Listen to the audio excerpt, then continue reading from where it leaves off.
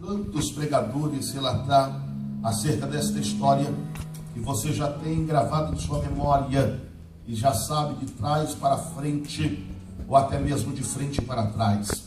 Mas é necessário lembrar-nos algumas verdades nesta manhã, trazer à tua memória aquilo que te dá esperança.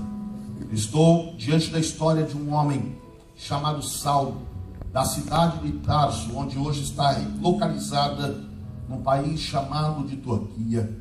Saulo, ele recebe este nome, pois a sua família era descendente da tribo de Benjamim, tendo o primeiro rei de Israel, Saul. Ele leva esse nome como uma homenagem ao primeiro rei de Israel. Há muitos pregadores que dizem que Jesus, ele transforma Saulo em Paulo. Não é bem verdade. Isso é simplesmente maneiras distintas de chamar o seu nome. Saulo era chamado como Saulo, uma forma hebraica, entre os seus pais, entre os seus amigos, no meio de sua parentela, e no meio dos gentios, no meio dos negócios, ele era chamado como Paulo, porque isso impressionava o gentio, uma forma latina de pronunciar o seu nome. Saulo vai crescendo na cidade de Tarso, mas quando ele adentra na fase da adolescência, ele se muda para a cidade de Jerusalém, a fim de ir aprender, estudar com o maior rabino de todos os tempos, chamado de Gamaliel. No meio desse trajeto, Paulo vai contemplando coisas lindas da natureza, vai observando grandes viajantes, que vai deixando a cidade de Tarso até Jerusalém, mercadores, a fim de comprar ou a fim de vender as suas mercadorias. Ali com Gamaliel, ele vai aprendendo toda a lei mosaica e vai seguindo à risca tudo quanto está sendo determinado por Gamaliel. Estudando a história bíblica, eles começam a ficar impressionados, acham um grande consenso acerca se haveria um Messias ou dois Messias, porque quando estavam examinando as Escrituras, alguns julgavam que o Messias seria um rei triunfante, que viriam triunfar sobre todas as batalhas da vida. E quando começavam a examinar o livro do profeta Isaías, eles acreditavam que o Messias poderia ser um Messias sofredor. Eles estão em dúvida se o Messias seria triunfante ou se o Messias seria um sofredor. Quando eles começam a examinar todas as Escrituras, eles veem no cenário bíblico a história de um homem por nome chamado Jesus Cristo, dizendo que é o Filho de Deus. A história nos revela que ele nasce de uma mulher que era virgem, sendo concebido pelo Espírito Santo. A história revela que quando Jesus nasce, ele é escondido. O próprio Deus impulsiona José e Maria a ir até o Egito, porque estão procurando a morte do menino Jesus. Ficam lá até o tempo determinado pelo Deus de Israel. Deus desce a fim de falar novamente com José. A Bíblia diz que o anjo do Senhor descia. E todas as vezes que a Bíblia está se referindo, o anjo do Senhor está se referindo ao próprio Deus. Está dizendo, pode descer de volta para Israel e pode habitar numa cidade por nome chamada de Nazaré, para que se cumprisse a profecia que o nome dele se chamaria Jesus Cristo, o Nazareno. A história revela que em Nazaré Jesus cresce, estatura, sabedoria, conhecimento. A única narrativa bíblica da infância de Jesus é aos seus 12 anos de idade, quando ele é levado pelos seus pais até a cidade de Jerusalém para a celebração da festa de Páscoa. Quando a Bíblia começa a apresentar novamente a história de Jesus, ele já está com 30 anos de idade. Ele vai até o Rio Jordão, na presença de seu primo João. João está lá nas águas do Jordão, pregando e dizendo, na verdade, eu vos batizo com água para o arrependimento de pecado, mas está vindo aí que é muito mais forte e poderoso do que eu. Eu não sou digno de nem desatar a sandália de seus pés. Esse vos batizará com o Espírito Santo e também com fogo.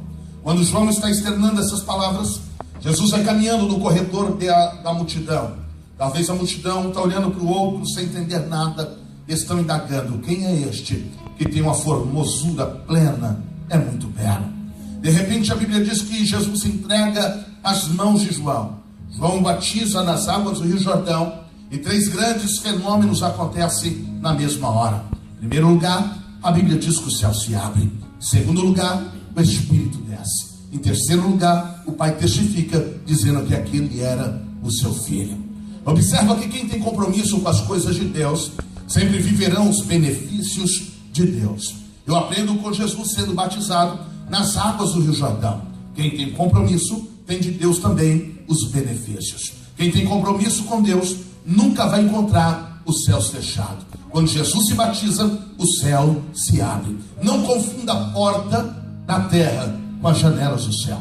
A porta da terra pode estar fechada para você, mas jamais para um crente fiel os céus estarão fechados. O céu sempre vai estar aberto. A porta pode estar fechada, crises, dificuldades, desemprego, mas se você olhar para o céu, você vai ver que o céu está aberto. Aleluia. E de lá vai vir o teu socorro, socorro de presente na hora da angústia. A segunda coisa é quem tem compromisso com Deus. Você nunca vai andar sozinho, você vai sempre andar na presença do Espírito Santo. Aleluia. O céu se abriu, o Espírito desceu, e quando você tem intimidade com Ele, você sempre vai ter a testificação do Pai, dizendo: é meu filho, é minha filha amada, é quem a minha alma nela se alegra, nele se alegra. Quantos vieram para adorar nesta manhã? Aleluia. Abre a tua boca, ofereça uma palavra de adoração para o Rei dos Reis e Senhor dos Senhores.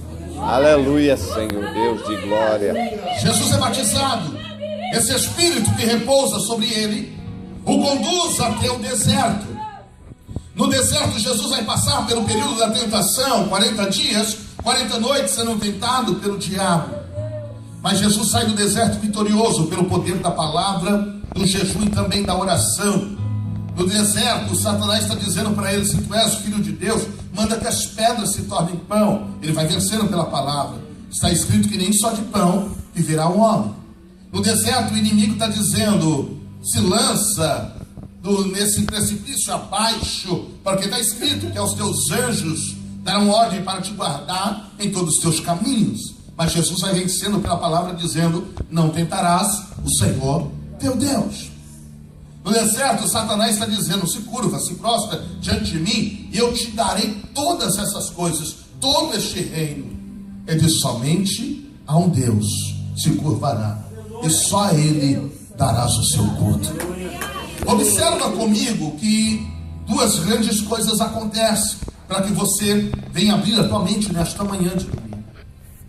O Espírito conduziu Jesus até o deserto, e o Satanás conduziu Jesus até o pináculo do templo.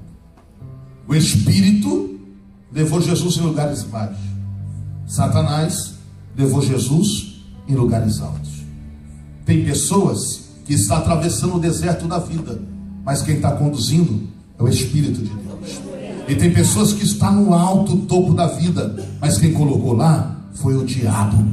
E do mesmo jeito que o diabo coloca em cima, ele puxa para baixo. Mas se você está no deserto, guiado pelo Espírito de Deus, quando ele te colocar em cima, não há diabo que te puxe. Aleluia!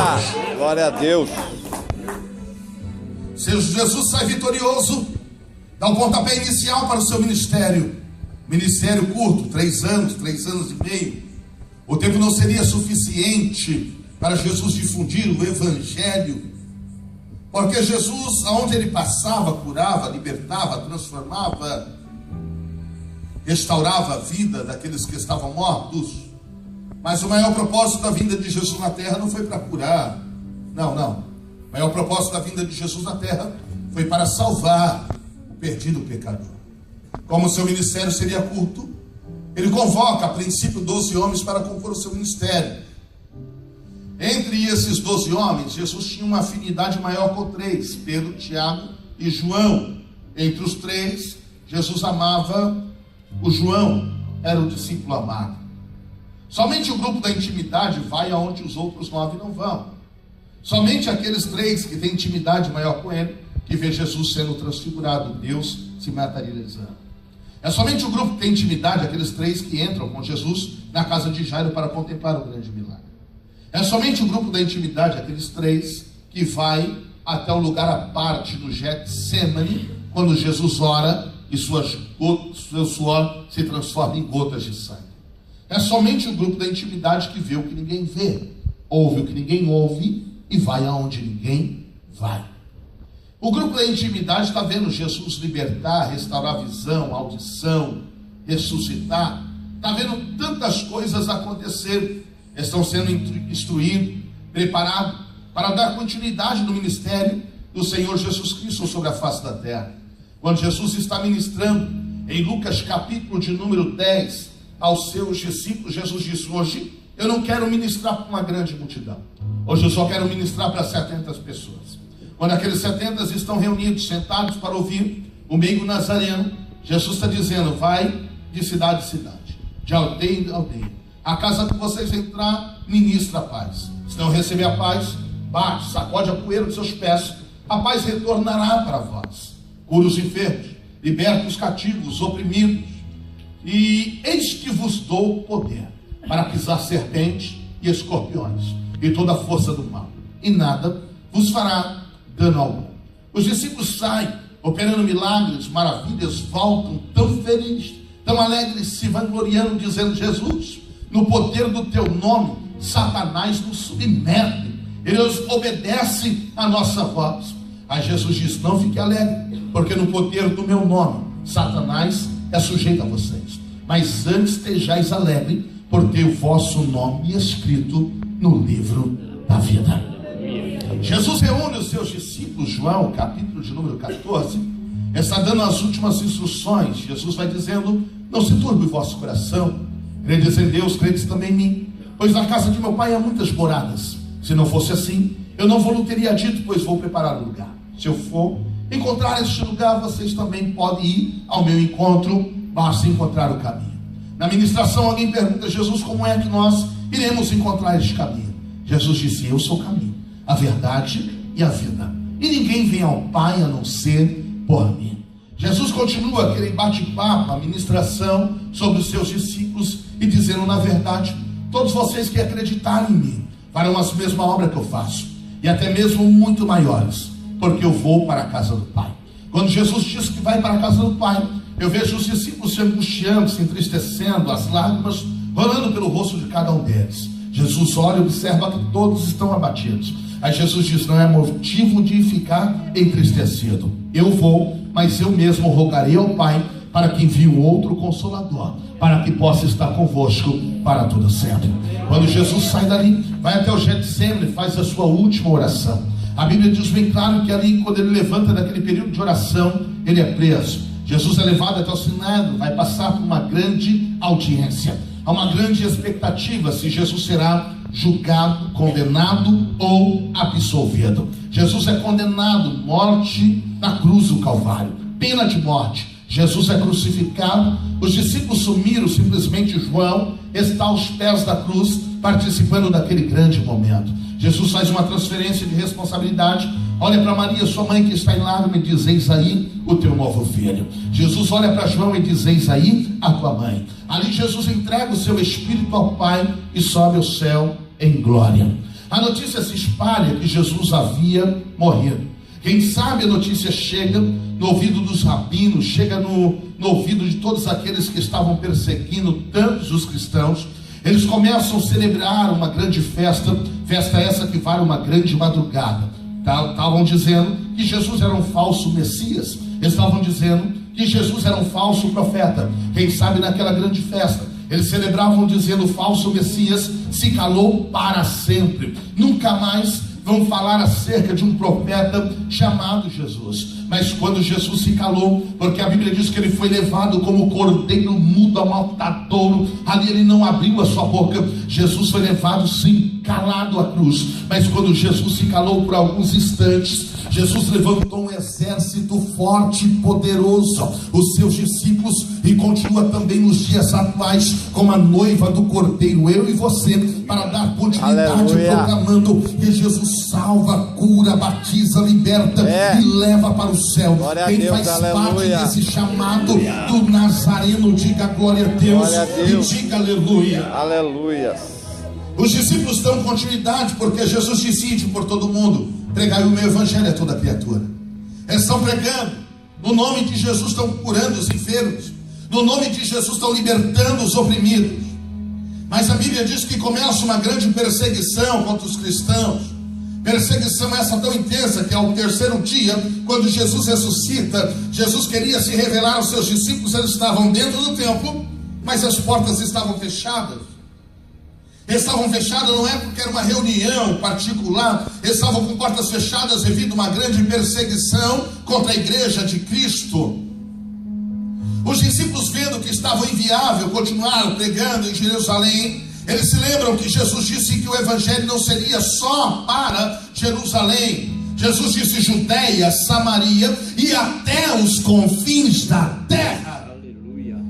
Eles se reúnem, entram num consenso e dizem: vamos até Damasco, porque em Damasco teremos liberdade para pregar acerca de Cristo. Vão a Damasco e começam a difundir o evangelho.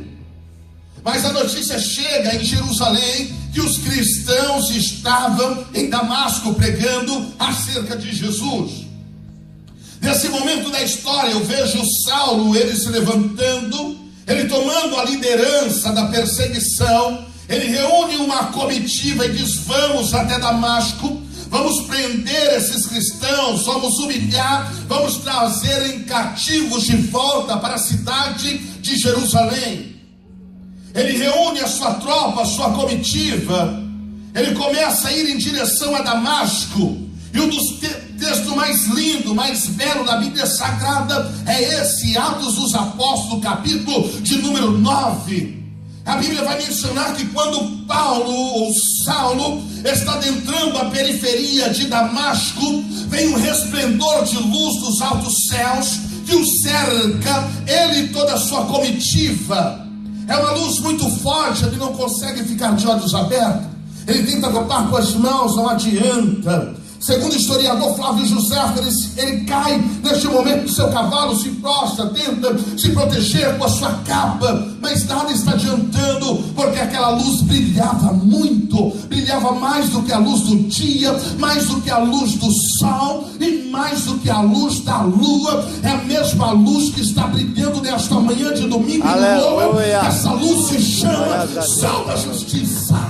Glória a Deus, aleluia. Ele está prostrado com o osso em terra, o céu se abre e o Senhor começa a bradar em alta voz, aquele som como de trombeta, ao mesmo tempo a voz mansa, meiga e suave, está dizendo: Saulo, Saulo, por que tu me persegues? Ele diz: quem é que está falando comigo? O Senhor se revela dizendo: eu sou Jesus, a quem tu persegues. E duro é para ti recalcitrar contra os meus aguilhões. Se você fizer uma breve leitura nesse texto, talvez você não irá compreendê-lo. Mas Saulo estava entendendo aquela linguagem que Jesus estava se referindo a ele. Duro é para ti recalcitrar contra os meus aguilhões. Uma linguagem campestre. Saulo viveu no campo. Desde sua adolescência, quando ele ia a Jerusalém estudar, Gamaliel ia, vinha, ele observava os comerciantes viajando em cima de sua carroça, sendo puxado por alguns bois.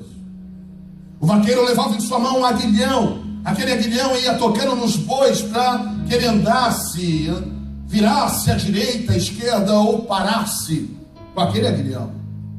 Paulo observava que quando o vaqueiro pegava o aguilhão e tocava o boi, muitas vezes o boi tentava retrucar ou desobedecer a ordem daquele vaqueiro. Mas quando o boi não obedecia, o vaqueiro pegava aquele aguilhão e cutucava o boi com mais força ainda.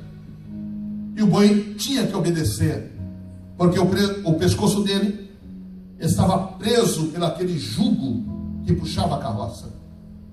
Quando Jesus está dizendo: Saulo, duro é para ti recalcitrar contra os meus aguilhões. Em outras palavras, pastor Elias, Jesus está dizendo: Saulo, não tem para onde fugir, não tem para onde correr. Você é um escolhido meu. Um escolhido não tem para onde fugir. A única opção de um escolhido de Deus é falar o que o profeta Isaías disse: eis-me aqui, envia-me a mim. Aleluia. Os seus amigos, companheiro, percebem que ele está falando com alguém, mas não pode ouvir nem ver. Saulo pergunta: Senhor, o que eu faço da minha vida daqui para frente? Tendo em vista que ele perde a sua visão, ficou cego por causa daquela luz. Jesus disse: entra na cidade, e lá te será dito o que convém fazer. Os seus amigos pegam pelo braço, entram na cidade, conduzem até a casa de um homem por nome chamado Judas, e coloca ele em um quarto. O texto bíblico diz que ele fica ali 3 dias, sem enxergar. Mas é 3 dias, com a saudade de ouvir aquela voz novamente, a voz de Jesus. 3 dias ali sem enxergar, mas é 3 dias com a vontade de ver aquilo que ele nunca viu. 3 dias sem enxergar, sabe para que caminho que ele vai, que ele entra? Jejum e oração. A Bíblia diz que ele fica ali 3 dias, mas foi 3 dias sem comer nada, 3 dias sem beber nada, sacrifício a Deus. Eu entendo, lendo a Bíblia Sagrada, que todo sacrifício gera um grande milagre. A Bíblia diz que aquele que pede, ele recebe. O que bate, se abre. O que busca, ele encontra. De tanto Paulo bater, pedir, buscar, ele contempla uma visão.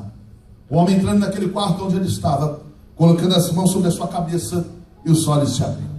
No momento que ele contempla essa visão, Jesus chama um homem por nome de Ananias. Jesus diz: Ananias, toma um endereço, rua direita. Vai lá na rua direita, procura pela casa de Judas. Tem um homem lá da cidade de Tarso que eu vou levantar para revolucionar. Eu vou usar muito. Ananias pergunta: mas qual o nome dele, Senhor? Jesus diz: uns chamam de Saulo, outros chamam de Paulo. Aí Ananias diz: não é aquele que persegue os cristãos, apedreja, lança no cárcere? Jesus disse: é esse mesmo. Aí Ananias diz: então não vou não, Jesus. Ele vai fazer a mesma coisa comigo, vai me humilhar.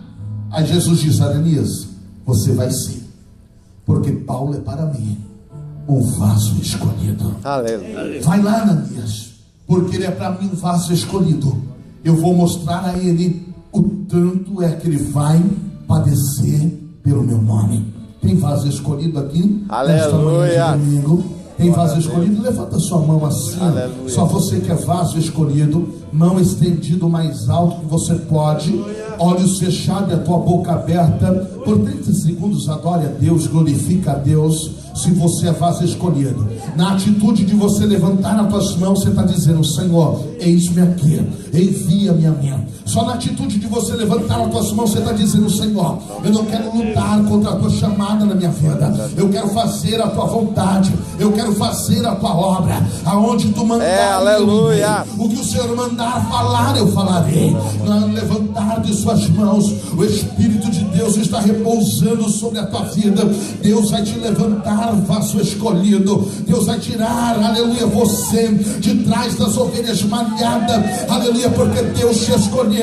E quando Deus escolhe, Deus capacita. Quando aleluia. Deus escolhe, Deus enche. Quando Deus escolhe, Deus levanta. Quando Deus escolhe, Deus se responsabiliza. Quando Deus escolhe, Deus supre as necessidades.